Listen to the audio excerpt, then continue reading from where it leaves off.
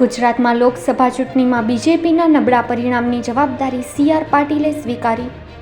ગુજરાતમાં એક સીટ તૂટી તેની જવાબદારી સ્વીકારું છું.